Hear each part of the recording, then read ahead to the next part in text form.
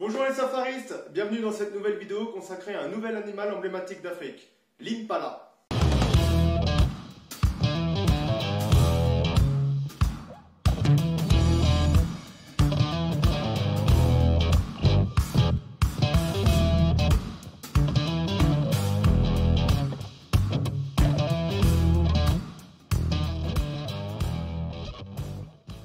L'impala est une espèce de mammifère de la famille des antilopes. Les impalas vivent dans les milieux où l'herbe abonde, à l'est de l'Afrique centrale et au sud, notamment au Rwanda, au Kenya et en Afrique du Sud. C'est là-bas que j'ai pu les observer. Sa prestance, son dos droit et ses membres fins lui confèrent une grâce incontestable.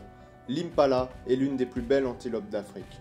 On distingue deux espèces d'impala, l'impala commun et l'impala à face noire, qui est une espèce endémique de Namibie. Durant mes safaris, c'est l'impala commun que j'ai pu observer. Il mesure environ 90 cm au garrot pour un poids moyen de 45 kg pour la femelle et de 60 kg pour le mâle.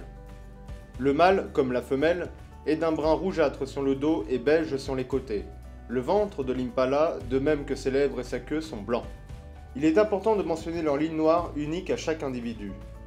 On les retrouve au bout des oreilles, sur le dos de la queue, le haut des cuisses et sur le front.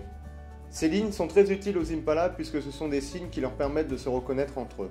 Souvent, les pisteurs appellent ces animaux 111 à cause des trois lignes noires visibles lorsque l'impala est de dos.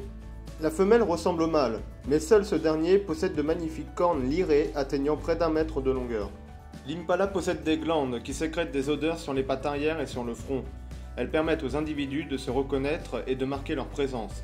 Chez les mâles, elles sont très actives pendant la période de reproduction. Les impalas sont des bons coureurs, qui peuvent sauter des distances impressionnantes de plus de 10 mètres de longueur. Ils utilisent cette technique pour échapper aux prédateurs et parfois simplement pour s'amuser.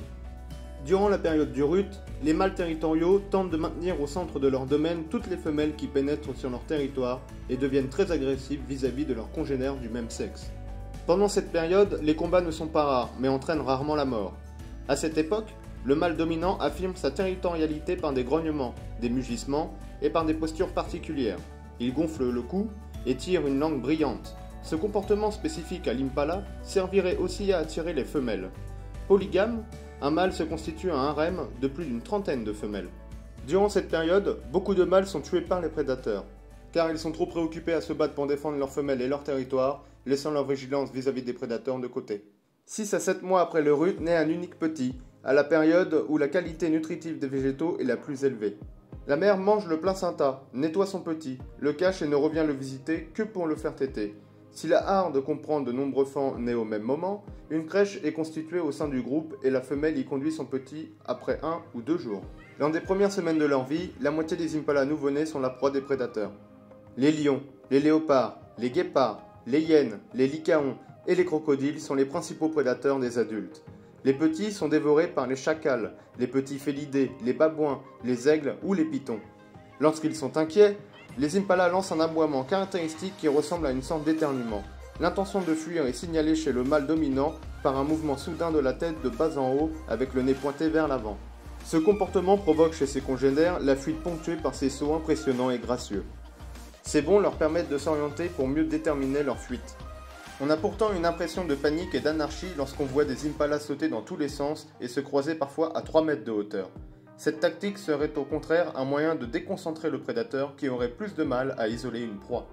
Leur détente phénoménale permet dans la plupart des cas d'échapper aux prédateurs.